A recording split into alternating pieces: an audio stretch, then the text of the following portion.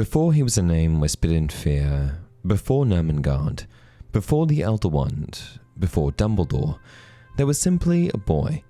A brilliant, golden-haired boy, born in Eastern Europe in the late 19th century, whose name was Gellert Grindelwald. Little is recorded about Grindelwald's family or childhood, but what fragments survive describe a wizard of exceptional promise from the very beginning. His ancestry is believed to have been of Northern European descent, possibly linked to an old wizarding line with strong magical blood. Whether or not that family shared his views, however, is another question entirely. From a young age, Grindelwald displayed a kind of brilliance that unsettled those around him. He was curious about everything, but especially the boundaries of magic. Most children who show magical ability experiment with simple enchantments or charms. Grindelwald experimented with control, the art of bending will, power, and fate to his own design.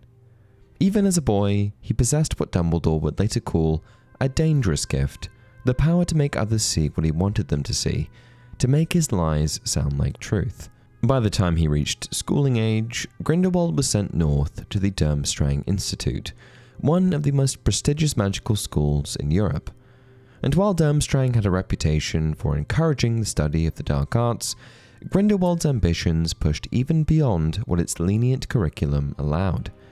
At Durmstrang, Grindelwald quickly proved himself a prodigy, brilliant, gifted in nearly every branch of magic, and dangerously fascinated by the dark arts.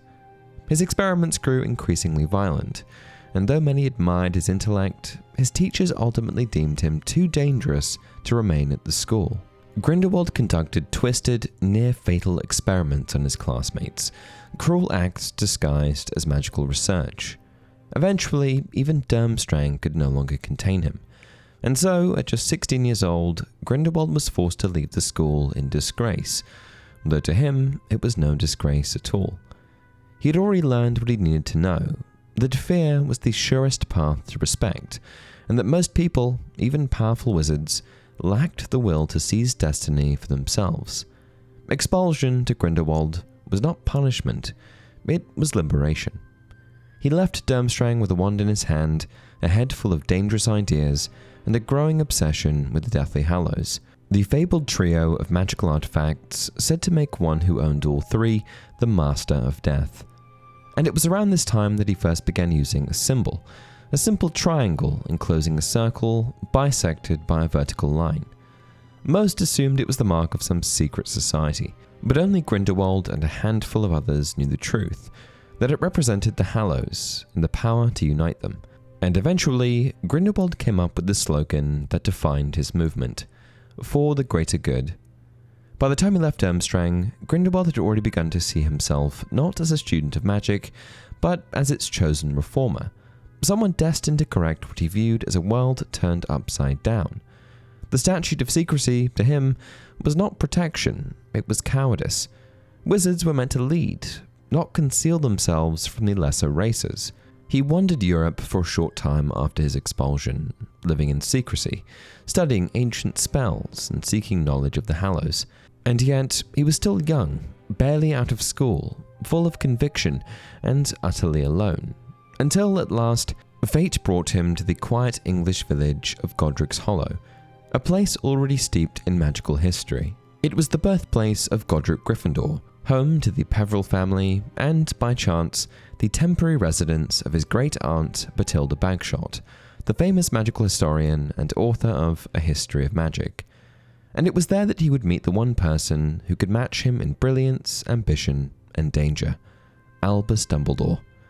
Their meeting would change the course of wizarding history, and set in motion a partnership, a betrayal, and a war that would shake the wizarding world for years to come. Bathilda Bagshot had long admired her nephew's intellect. She saw his brilliance, but not the danger that came with it. So when Grindelwald arrived at her door, charming and polite, she welcomed him without hesitation, allowing him to stay in her home while he pursued research. And it was here, in the quiet heart of the English countryside, that fate intertwined two of the greatest wizards of all time, because living just down the lane from Bathilda Bagshot was Albus Dumbledore. Both were young, barely 17, but already extraordinary. Dumbledore had graduated from Hogwarts as its brightest student in generations. His reputation for brilliance was so well known that the great wizard Ilphias Doge once wrote, "Brilliant, perhaps the most brilliant student ever seen at Hogwarts."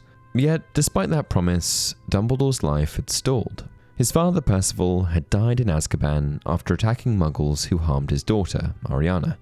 His mother, Kendra, had recently died in a tragic magical accident, leaving Albus to care for his unstable sister and younger brother, Aberforth. He was trapped, brilliant, frustrated, and mourning the freedom he'd lost.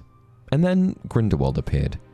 The two young men met through Batilda, who proudly introduced her brilliant nephew to her equally gifted neighbour, and almost instantly something ignited between them, an intellectual and emotional connection neither had experienced before. Both were visionaries, disillusioned by the cowardice of the wizarding world.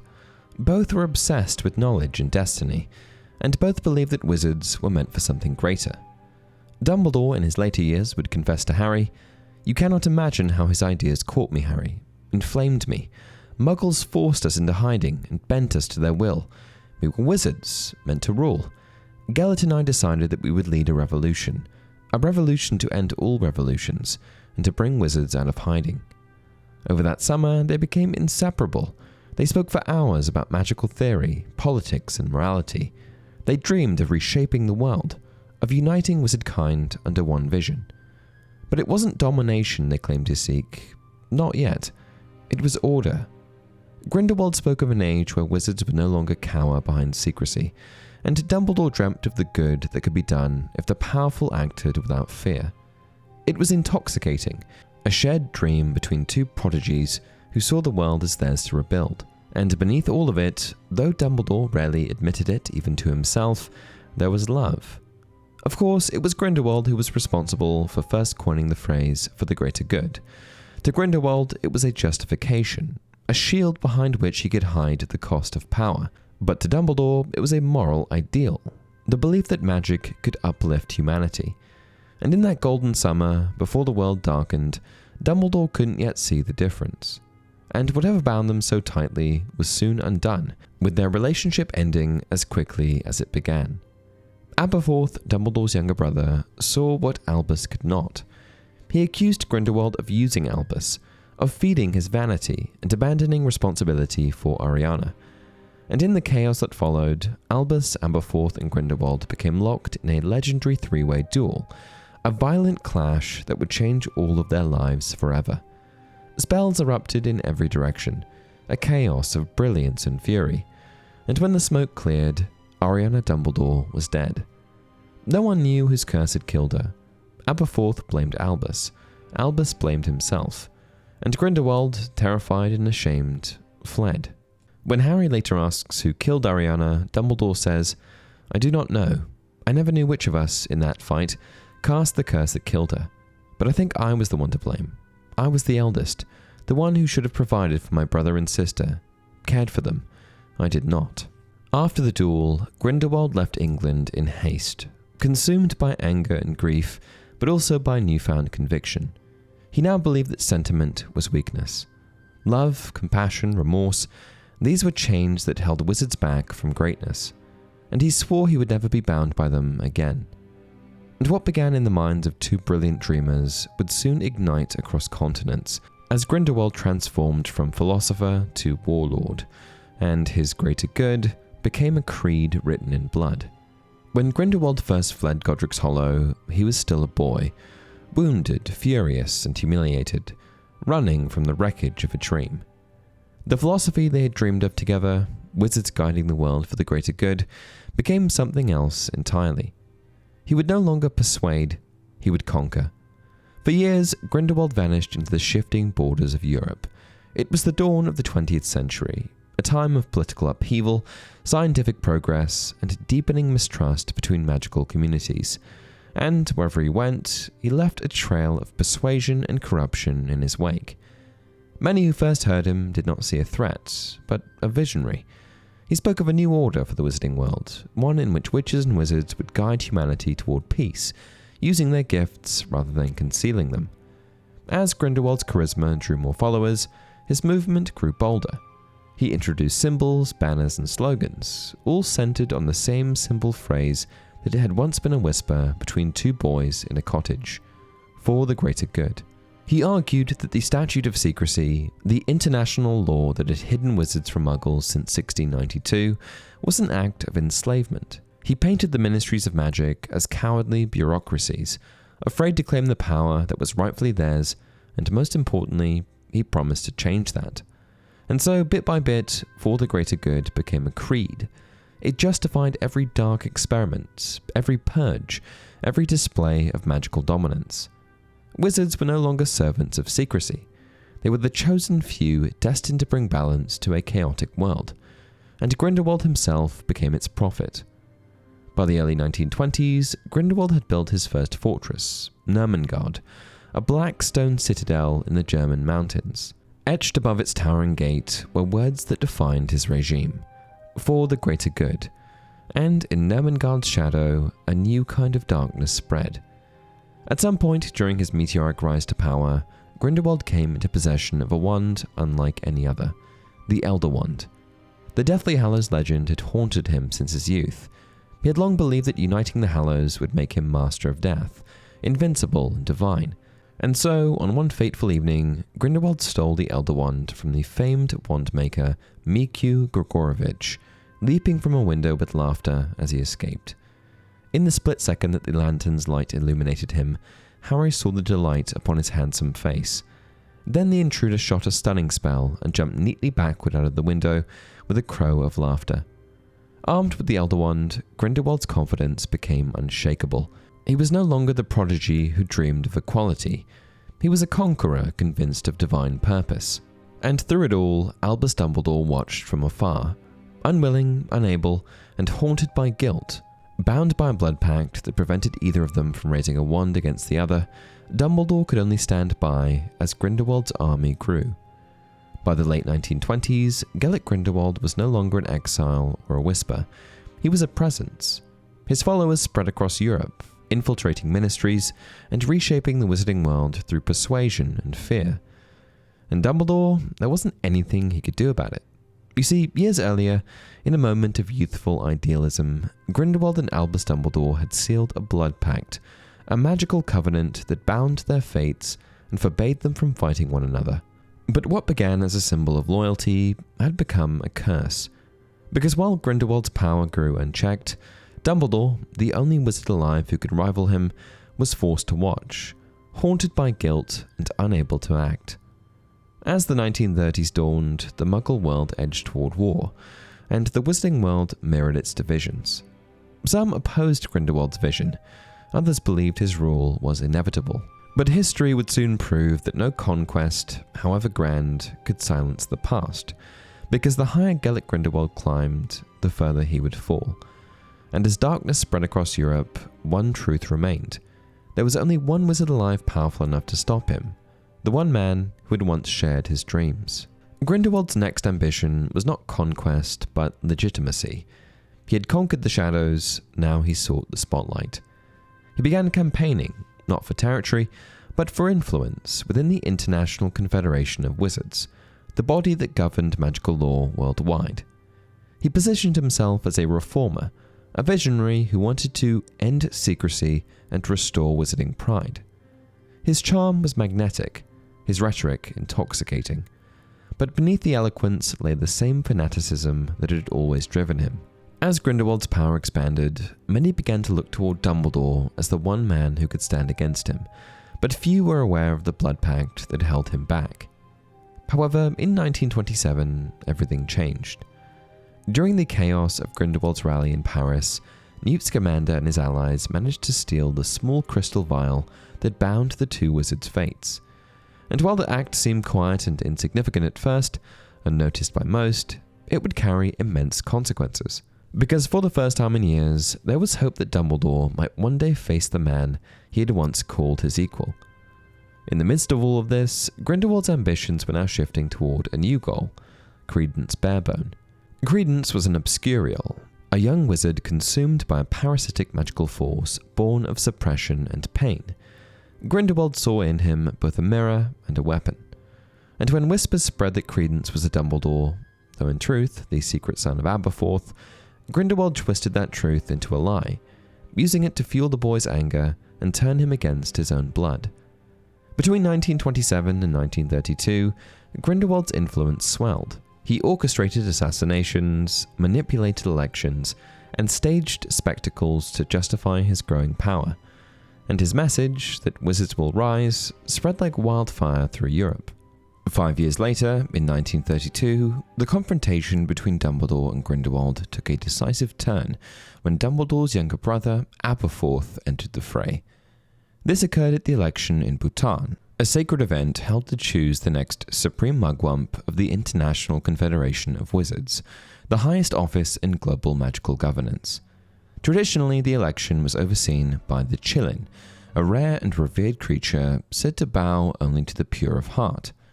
Grindelwald, having learned of the Qilin's powers, devised a plan to manipulate the ceremony.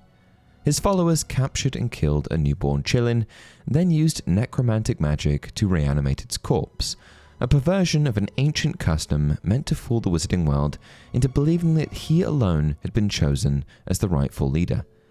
It was a masterstroke of propaganda, a public stage, a magical symbol of purity, and a false miracle orchestrated to crown him the new ruler of the wizarding world.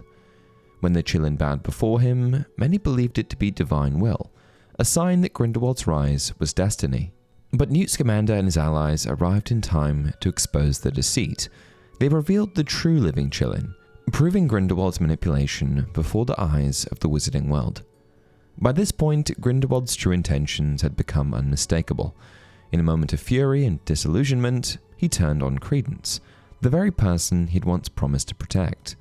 It was then that Albus and Aberforth stood together for the first time in years, setting aside their bitterness to confront a common enemy. Their intervention, an act of compassion as much as defiance, had unforeseen consequences. In the storm of spells that followed, the sheer force of their combined magic shattered what had once seemed unbreakable, the blood pact that bound Dumbledore and Grindelwald from ever harming one another. The breaking of the blood pact signaled a shift in the power dynamics between Dumbledore and Grindelwald. It provided Dumbledore with the liberation needed to challenge Grindelwald openly and directly, and that's sort of where things were left at the end of the last Fantastic Beasts film, with Grindelwald thwarted and making his escape. The battle in Bhutan, though brief, changed everything. For the first time in over 30 years, Albus Dumbledore was free. And though Grindelwald escaped that day, his veneer of righteousness was shattered. The world had seen him for what he was. Grindelwald's defeat at the election for Supreme Mugwump was a significant turning point, because it allowed Wizarding Society to see what he really was. For a long time, Grindelwald was regarded as a nefarious character, but at the time of the election, he was still very much playing the political game and trying to come across as something that he wasn't.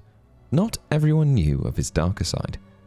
Grindelwald's true nature and the full extent of his malevolent intentions may not have been widely known or understood. And while some individuals, particularly those who had directly opposed or witnessed his actions, may have perceived him as a threat, Grindelwald maintained a charismatic and persuasive facade that allowed him to garner support and followers for his cause. When Grindelwald fled Bhutan, the man who left was not the same one who had stood beside Dumbledore in Godric's Hollow. The charm was gone. The idealism had rotted. What remained was the pure, undiluted hunger for dominion.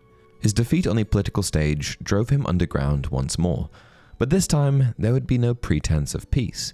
He had tried to win the world with persuasion. Now he would take it with fire. And so began the global Wizarding War, the bloodiest magical conflict the world had ever seen, which, coincidentally, coincided with the Second Muggle World War. The first sparks came quietly. Attacks on ministry outposts, disappearances of prominent aurors and diplomats, reports of cursed villages, Muggles and wizards alike left devastated and in ruins. At first, the International Confederation of Wizards dismissed these as isolated acts of extremism, but by the mid-1930s, it was undeniable. Grindelwald's followers were no longer a fringe movement, they were an organized force. They called themselves the Acolytes, though to the world, they were known simply as Grindelwald's followers. United by his creed of for the greater good, they spread his message across Europe, a vision of a world where wizards would rise to dominate Muggles, not hide from them. Their message was clear: join us or stand aside. By the late 1930s, many wizarding governments had fallen under his sway, some through persuasion, others through force. Dissent has vanished, opposition was silenced, and entire communities lived under the shadow of his control. And outside the magical world, the Muggle War raged on. While most wizards watched World War II in horror, Grindelwald saw opportunity. He spoke of a world reborn from the chaos of Muggle destruction, one led by wizards who could end such suffering. To many disillusioned witches and wizards, weary of secrecy and fear, his message was tempting. They saw humanity tearing itself apart and began to wonder if perhaps he was right, if intervention was inevitable. It was the paradox of his power. The more violence he unleashed, the more convincing his vision seemed to those desperate for order. At this point, he didn't even try to play the nice guy card anymore, and instead placed his focus on appealing to the more nefarious members of wizarding society, radical types that he felt he could more easily coerce into joining his cause. And by implementing this strategy, it didn't take long for him to build a following once again. He managed to rally support through a combination of strategic manipulation and persuasive rhetoric. Utilizing his charisma and captivating speaking abilities, Grindelwald aimed to appeal to the sentiments and fears of wizards and witches who were disillusioned with the existing order. He skillfully painted a picture of a future where wizards would assert their dominance over muggles, promising a world in which the magical community would no longer be forced to hide or live in fear, the very same type of language that once convinced Albus Dumbledore. For 13 long years, he built his army stronger, spreading his influence across the wizarding world and covertly recruiting followers who were enamored with his persuasive rhetoric and vision of a new world order, all while amassing the resources and power necessary to orchestrate his grand design. By the early 1940s, Grindelwald's influence reached far beyond Europe. His message of wizarding dominance spread across borders, carried by followers and sympathizers who saw in him a promise of order amid chaos. Even after his fall, echoes of the greater good would linger, an idea too seductive to die easily. But for all his victories, one obsession remained: Dumbledore. Every conquest rang hollow, knowing that his old friend, the only wizard who could match him, still lived, untouched. Grindelwald understood why Dumbledore stayed silent, and somewhere beneath his certainty, he feared the day that silence would end. By 1945, Grindelwald's dominance seemed complete, and with the Muggle War nearing its end, the wizarding world could no longer ignore its own. Public outcry grew, fear turned to desperation, and a single name rose above all others, the only wizard believed capable of stopping him: Albus Dumbledore. Haunted by guilt and bound by fate, Dumbledore could delay no longer. That year, 1945, would become legend. The world's two great wars would end within months of each other, one in the Muggle world with the fall of empires, the other in the wizarding world with a single duel. And for all his ambition, for all his brilliance, and for all his faith in his own destiny, Grindelwald would finally meet the one force he could never overcome, the man who had once loved him. And somewhere in the Scottish Highlands, another man, burdened by guilt, knew what had to be done: Albus Dumbledore. The time had come. Dumbledore had resisted the call for years, telling the wizarding world that he could not fight Grindelwald. But as the years passed, whispers began to spread, quiet at first, then louder, that he was not unwilling, but afraid. And in part, that was the truth. He was not afraid of Grindelwald's power, nor of death itself, but of what he might discover if he faced him. I avoided him for the rest of my life, Harry, because I was afraid of learning the truth, afraid that I had been the one who killed my sister. For Dumbledore, the duel he had long postponed was a reckoning with his own past. But by the spring of 1945, people were dying, and Grindelwald seemed unstoppable. So Dumbledore went to face him. And so, on a rainy November 2nd, 1945, Albus found Grindelwald and challenged him to a duel. The exact details of the duel are far and few between, but British pureblood wizard Ilfias Doge described their duel as the greatest of all time, and that no duel ever matched it. They say still that no wizarding duel ever matched that between Dumbledore and Grindelwald in 1945. Those who witnessed it have written of the terror and the awe they felt as they watched these two extraordinary wizards do battle. Dumbledore's triumph and its consequences for the wizarding world are considered a turning point in magical history. The duel of 1945 became legend, spoken of in whispers for generations, though no record survives of what truly happened that day. What is known is that Albus Dumbledore faced Gellert Grindelwald and ended his reign of terror. Given that both wizards were immensely powerful, I suspect that the allegiance of the Elder Wand had something to do with the outcome. We know that Grindelwald physically possessed the wand, but we also know that the Elder Wand is rather temperamental. Given that Grindelwald ended up surviving the duel, I suspect that Dumbledore may have simply ended up disarming him in some way, gaining allegiance of the wand and gaining an even larger advantage. Others say Dumbledore's restraint, his refusal to fight with hate, gave him strength the other could never understand. Whatever the truth, by the time the dust settled, Grindelwald had been bested, his wand torn from his grasp, his empire shattered. He had ruled for nearly 2 decades, and in a single moment, it was over.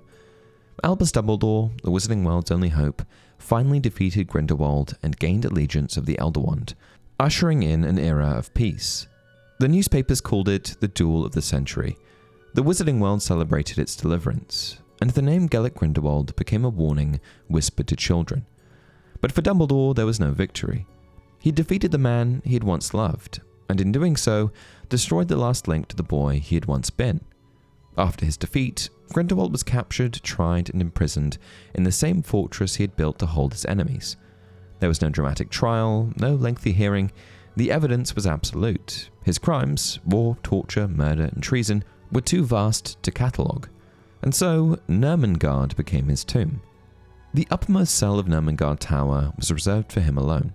It was small, with a single narrow window, too thin for escape, yet wide enough to watch the changing seasons. And above Nurmengard's gate, the words he'd once believed in, for the greater good, mocked him for the rest of his days. And though the war was over, his story still had another chapter. It remains unclear whether any other individuals were incarcerated at Nurmengard during Grindelwald's imprisonment, but it's likely that he was the sole detainee towards the end of his 53-year confinement. For the first few years, Grindelwald refused to speak, but as the decades passed, that silence became something else: reflection. The man who'd once sought to rule the world now ruled nothing but his own shadow. Locked in the fortress he built for others, Grindelwald's empire rotted away, and when history found him again, 53 years later, it was not as a conqueror, but as a prisoner defying death one last time. It's widely believed that, in his final years, Grindelwald came to regret the horrors he had unleashed, the lives lost, the ideals twisted beyond recognition. Perhaps 53 years in the prison he built for others gave him time to see what he'd become. Outside those walls, the world moved on. Dumbledore rose to become headmaster of Hogwarts, the Wizarding World entered an age of uneasy peace, and then, decades later, a new darkness began to stir. When word of Voldemort's rise spread across Europe, some whispered that even in his high tower, Grindelwald heard the name. And when Voldemort eventually learned of the Elder Wand, his search led him first to Gregorovitch. Through torture and legilimency, he discovered that the wand had once been in the Wandmaker's possession, but had been stolen, decades later, by a young thief Gregorovitch never identified.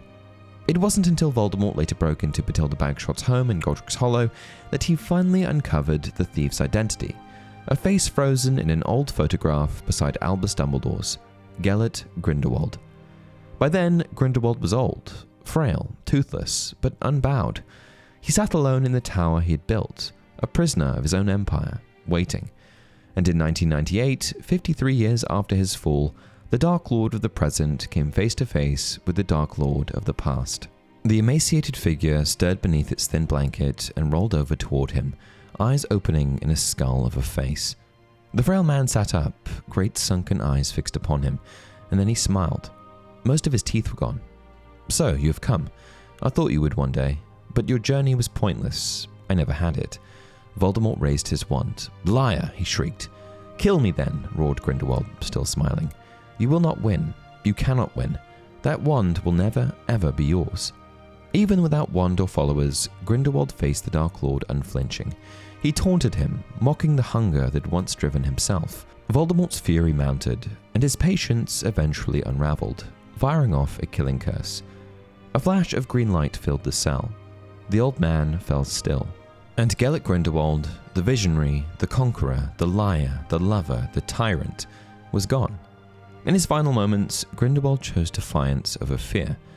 Whether born of remorse or pride, he refused to help Voldemort claim the Elder Wand, a final act that perhaps redeemed him. He died an old broken man, imprisoned in his own fortress, but for the first time in his life, he did the right thing. And that's it for today's video. What did you learn about the life of Gellert Grindelwald? Let me know down in the comment section below. Also, be sure to like the video and subscribe to the channel to support future content. Until next time, remember, do not pity the dead, pity the living, and above all, those who live without love.